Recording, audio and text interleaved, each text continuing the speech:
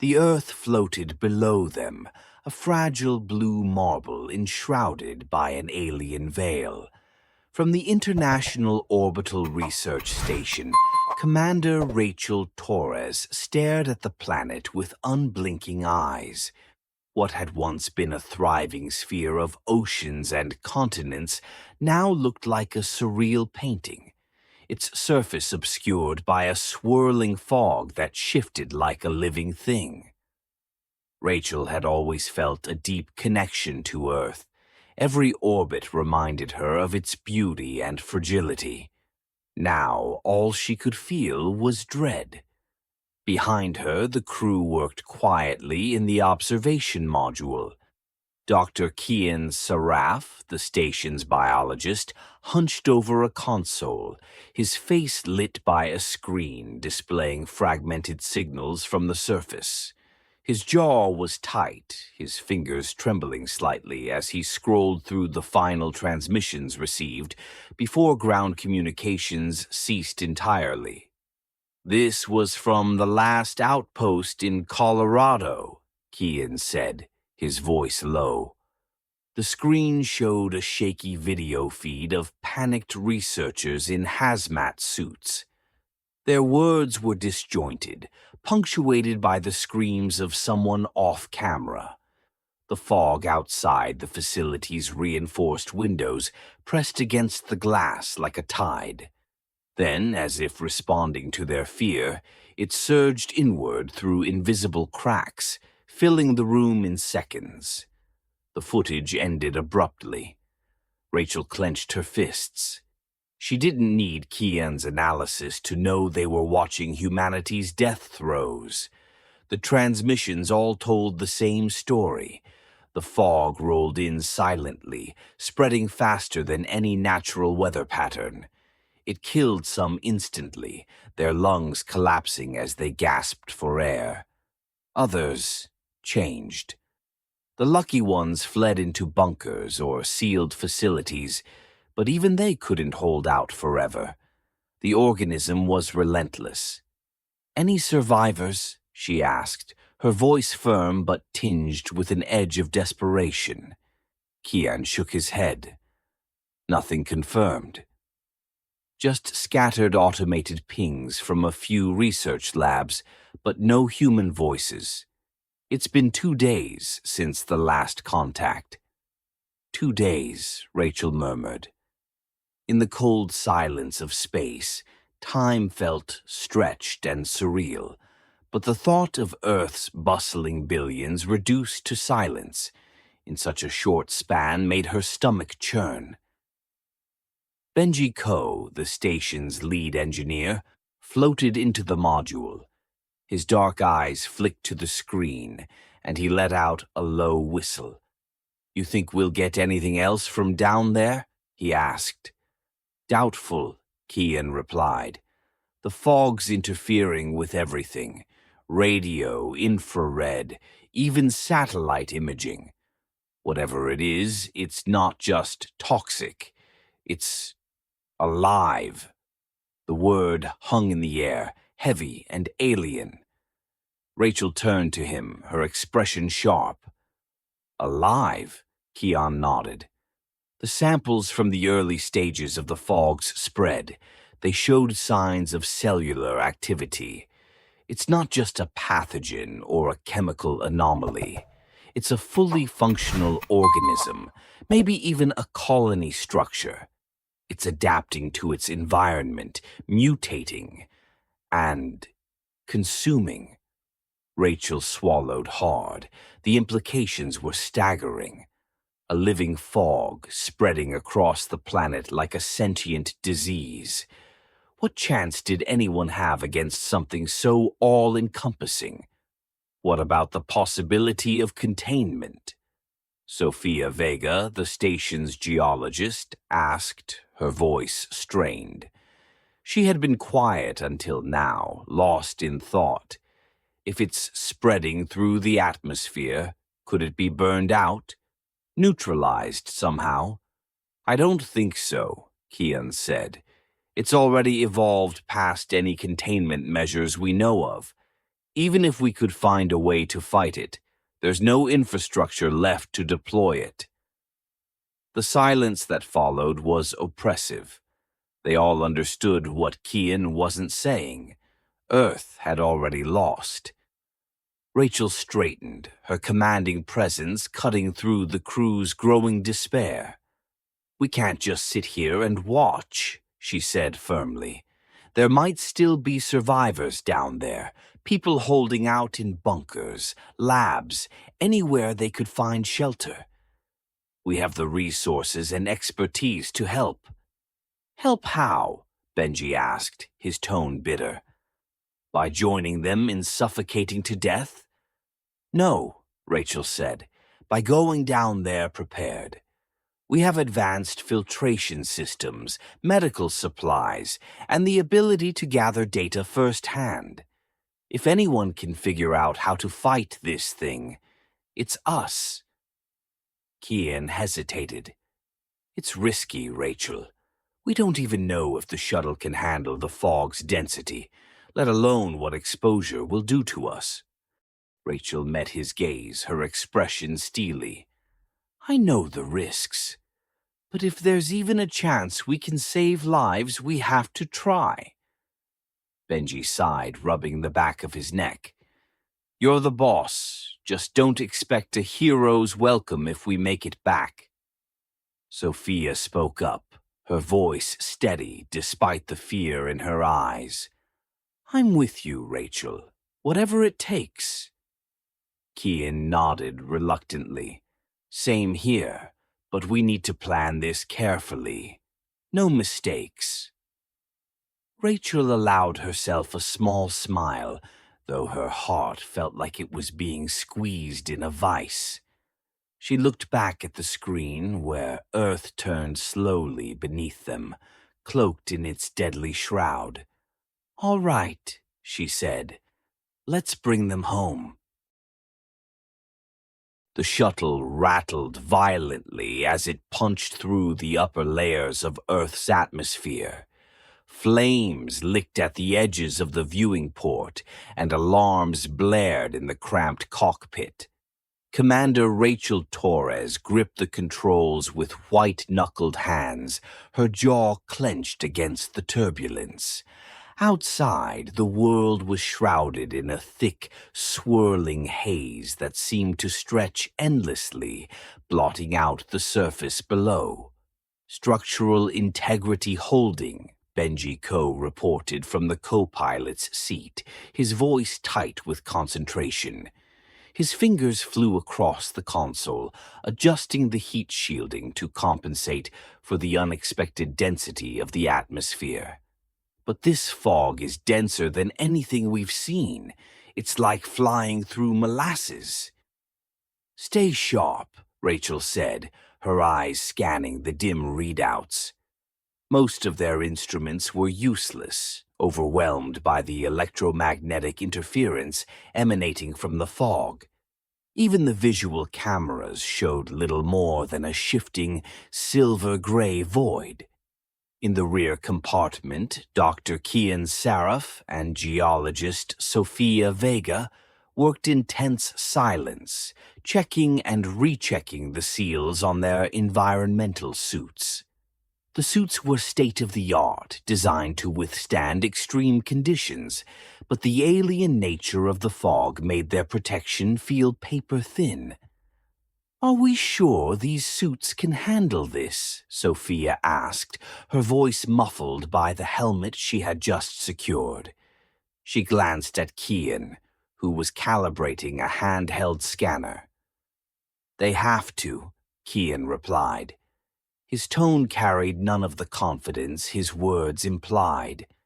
"The material is impermeable to known pathogens, and the filters can handle particles down to nanometer size. But this thing isn't exactly known." Sophia nodded grimly, her hands trembling slightly as she gripped the armrest. "I guess we're the guinea pigs now."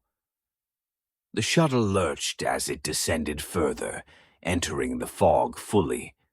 The light from the sun dimmed until it felt like twilight, even though it was midday. Outside the small windows, the fog seemed to move with purpose, curling and shifting in unnatural patterns. Rachel fought to steady the shuttle, her every nerve on edge. "Landing site ahead," Benji said, pointing to a faint beacon on the map. It was the only remaining signal from the remote research facility in the Rockies, a facility that had gone silent days ago. Assuming it's still there, the shuttle broke through the final layer of fog and settled onto an uneven surface with a shuddering thud. The team held their breath as the engines powered down, the silence inside the cabin broken only by the hiss of their breathing. "Touchdown," Rachel announced. She unbuckled her harness and turned to face the team. "This is it. Remember, we stick together. No one goes off alone. Our primary objective is to locate survivors and gather intel on the fog. Secondary objective, get out alive." The hatch opened with a sharp hiss, and the crew stepped into a world of silence. The fog enveloped them immediately, clinging to their suits like a living thing. It wasn't just air laden with particles. It felt thick and heavy, a presence pressing against their movements. Their headlamps barely pierced the haze, creating small islands of light in an endless sea of gray. "Visibility is less than 2 meters, Sophia said, her voice crackling over the comms. "This is worse than I thought." Rachel nodded, her own breathing loud in her ears. "Stay close. Kian, any readings?" Kian lifted the scanner, its screen flickering with data. "High concentrations of organic material. It's everywhere, and it's moving. Slowly, but definitely moving." The team approached the research facility, its silhouette barely visible through the fog. The building was eerily silent, its once pristine walls stained with dark streaks that looked disturbingly like blood. The front entrance was ajar, the door hanging from its hinges. Inside, the scene was worse. Papers and equipment were scattered across the floor, and a faint, acrid smell filled the air. The walls were smeared with more dark streaks, and the faint sound of dripping water echoed through the empty halls. "Looks like a war zone," Benji muttered, his grip tightening on the plasma cutter he carried for emergencies. In the central lab, they found signs of a desperate last stand. Desks had been pushed together to form a crude barricade, and a trail of blood led to a sealed storage closet. Rachel motioned for the others to stay back as she opened the door. Inside, they found a woman huddled in the corner, her face pale and gaunt. Her eyes were wide with terror, and her lab coat was stained with blood and grime. She flinched at the sudden light, her body trembling uncontrollably. "Dr. Eliza Moreau?" Rachel asked gently, kneeling beside her. The woman nodded weakly. "You came," she whispered, her voice barely audible. "I didn't think anyone would." "You're safe now," Rachel said, though the words felt hollow even as she spoke them. "What happened here?" Eliza's eyes darted around the room, as if expecting the fog to invade at any moment. "The fog, it's alive," she said. It thinks. It learns, and it changes you." Before Rachel could press her further, a loud crash echoed through the facility, followed by a guttural, inhuman sound. The team froze as the noise grew louder, accompanied by the thudding of something heavy and irregular moving through the halls. "What the hell was that?" Benji whispered. Eliza's face twisted in fear. "They're here," The infected. The thing that emerged from the shadows was a grotesque mockery of a human. Its skin was stretched and translucent, veins glowing faintly with a sickly green light. Its limbs were distorted, the joints bent at impossible angles, and its mouth opened too wide, emitting a guttural, wet screech. Rachel fired her weapon instinctively, the high-pitched whine of the energy bolt cutting through the fog. The creature stumbled but didn't fall, lurching forward with unnatural speed. Kian and Benji joined in, their shots finally bringing it down.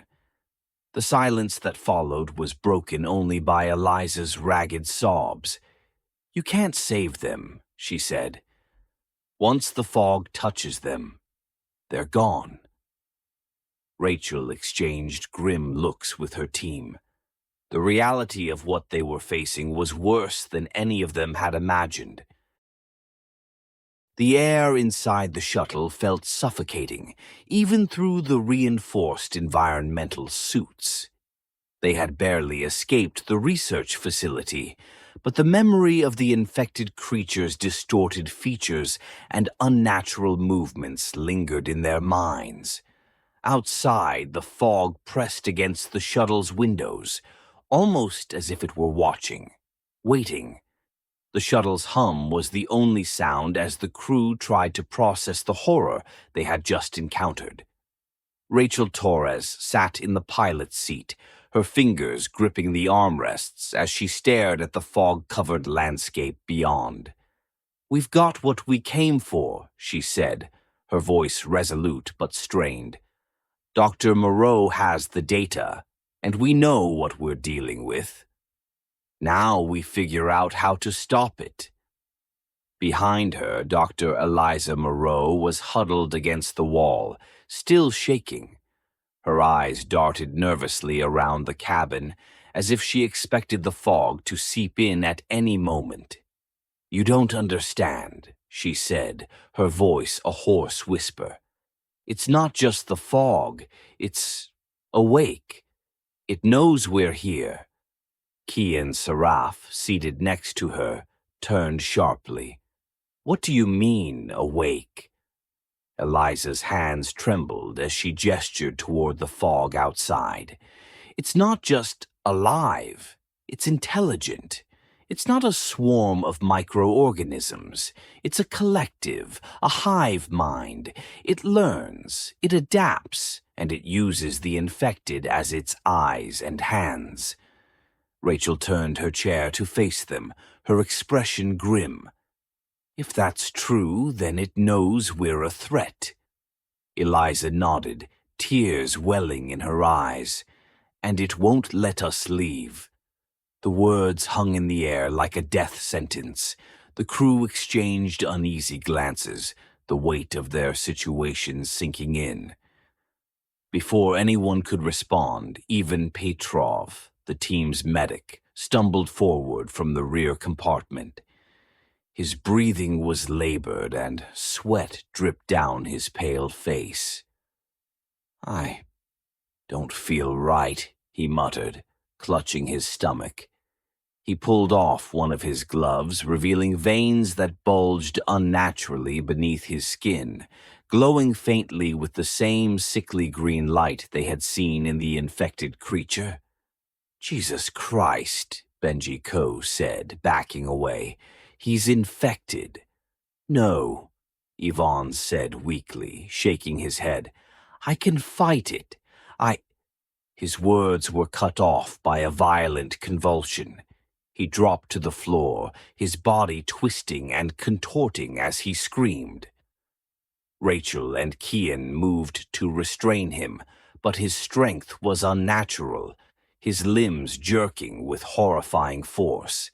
His skin began to stretch and ripple, as if something beneath it was trying to break free. "We have to quarantine him," Kian shouted, his voice thick with panic. Rachel hesitated for a fraction of a second, then made the call. "Get him into the airlock."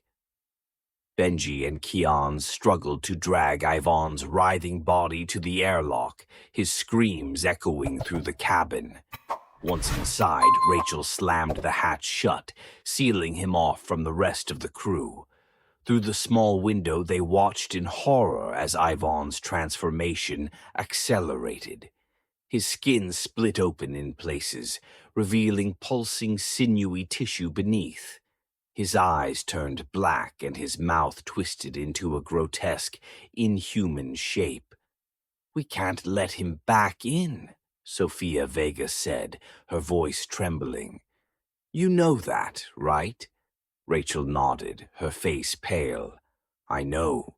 Suddenly, the fog outside the shuttle began to move. At first, it was subtle, an undulating ripple across the surface. But then it surged upward, pressing against the windows with greater force.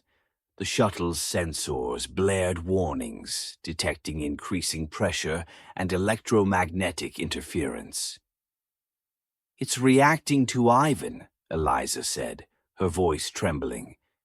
"It's connected to him now. It knows he's here." The fog coiled around the shuttle like a living entity, its movements rhythmic and deliberate. The entire structure groaned under the strain, and the lights flickered as the power systems struggled to compensate.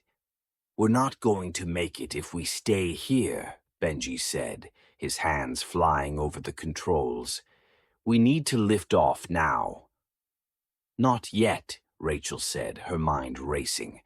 "We have to find a way to break its hold first, or it'll pull us down before we clear the atmosphere." Kian's eyes lit up with sudden realization. "The fog reacts to electrical signals, right? If it's a hive mind, then it's probably using bioelectric impulses to communicate. What if we disrupt that?" Rachel caught on immediately. "An EMP. If we can scramble its network, we might be able to break free." Benji's face twisted in doubt.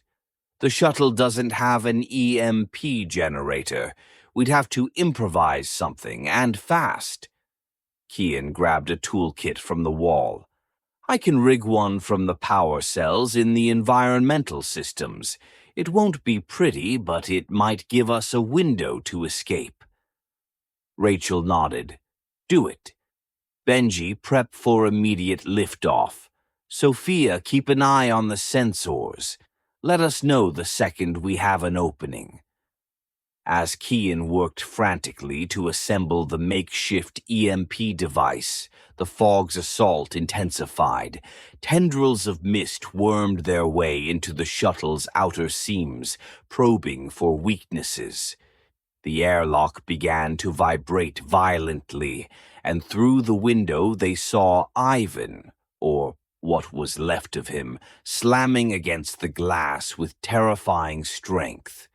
His distorted face was a mask of rage and hunger, his movements controlled by the hive mind. Kian finished his work and handed the crude device to Rachel. "It's ready. This is a one-shot deal. Once it's activated, we'll lose a lot of systems temporarily, including life support." Rachel took the device and nodded. "We don't have a choice." She activated the EMP, and the shuttle was plunged into darkness. For a moment, there was silence, absolute and oppressive.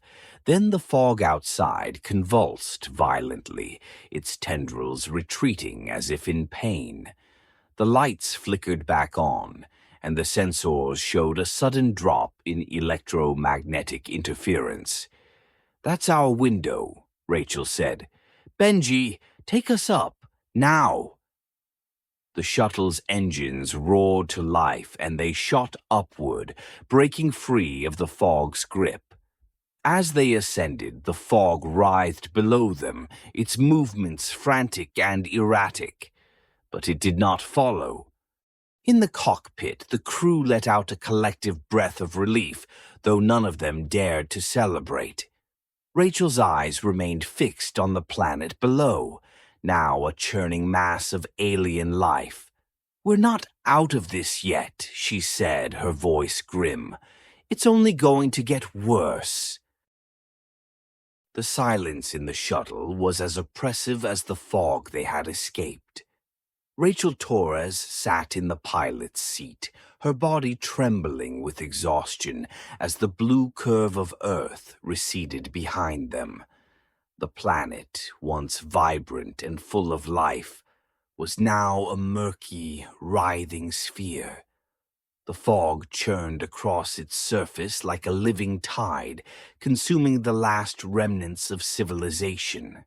For a brief moment, the vastness of space felt like a cruel mercy, a hollow refuge from the horrors below. "We need to focus," Rachel said, her voice hardening as she pushed the grief aside. "Eliza, tell us everything. What exactly are we dealing with, and how do we stop it?" Eliza hesitated, her eyes darting nervously around the cabin.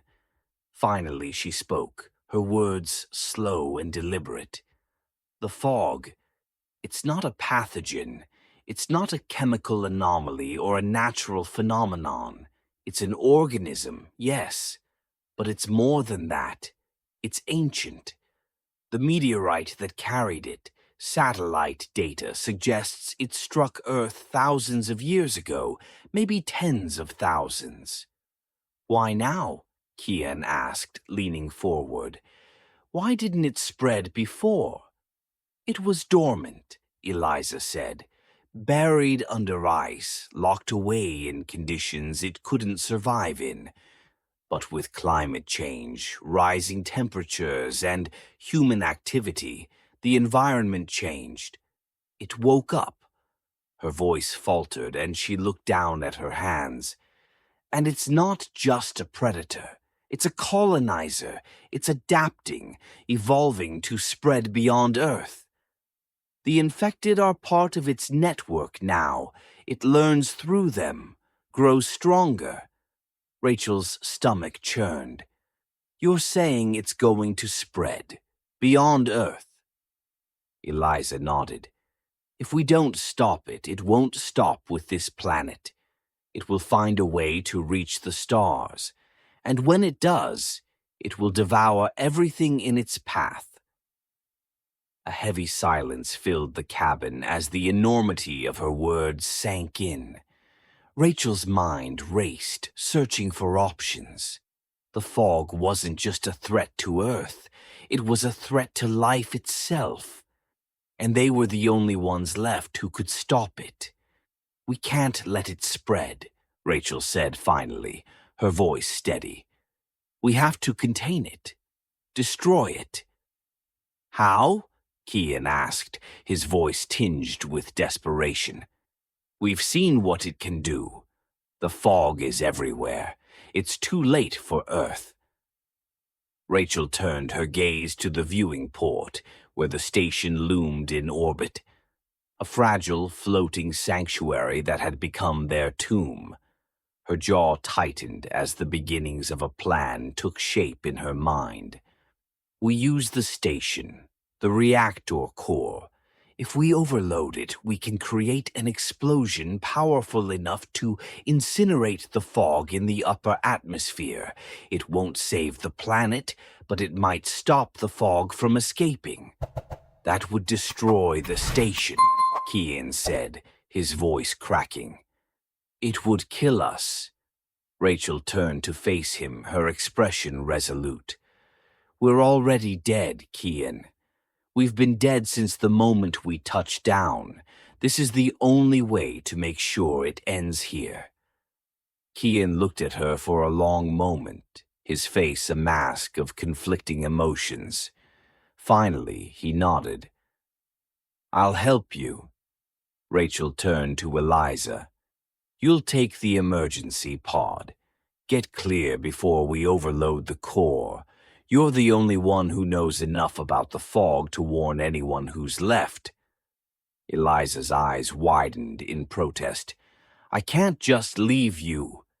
"You can, and you will," Rachel said firmly. You're humanity's last witness. You have to make sure the rest of the galaxy knows what happened here." Eliza's protests faded as the weight of Rachel's words sank in. She nodded reluctantly, tears streaming down her face. "I won't waste this." Rachel stood, her resolve hardening. "Kian, let's get to work." The next hours were a blur of grim determination. Rachel and Kian worked tirelessly, rerouting power and destabilizing the station's reactor core. The process was dangerous, and every misstep brought them closer to an early detonation. Eliza prepared the emergency pod, her movements mechanical, her face pale. When the reactor was finally ready, the station began to groan under the strain of its overloading systems. Warning alarms blared, and the lights flickered as the countdown began. "It's time," Rachel said. She and Keen escorted Eliza to the pod, helping her secure the data she had collected. As the pod's hatch sealed, Eliza looked at them through the small window, her face a mixture of sorrow and gratitude. "Good luck," she whispered, her voice lost in the vacuum as the pod launched into the void. Rachel and Kian returned to the control room, where the countdown ticked relentlessly toward 0. The station trembled around them, and outside, the fog writhed in agitation, as if sensing what was coming. Rachel looked at Kian, her expression softening. "Thank you," she said, "for everything." Kian managed a faint smile. "We did our best. That's all anyone can ask." The final moments passed in silence. As the reactor reached critical mass, Rachel closed her eyes, her mind filled with the faces of her crew, her family, her home. The explosion that followed was blinding, a searing wave of light that engulfed the station and the surrounding fog. From the emergency pod, Eliza watched the explosion consume the upper atmosphere, the fog burning away in a cascade of fire and light. Tears streamed down her face as Earth became a dim, lifeless sphere, its surface cloaked in ash and silence. She turned her gaze to the stars, her hands clutching the data drive that held the story of humanity's final stand. She was alone now, drifting through the void, the last witness to a world that had fallen to its own hubris and to something far beyond its comprehension.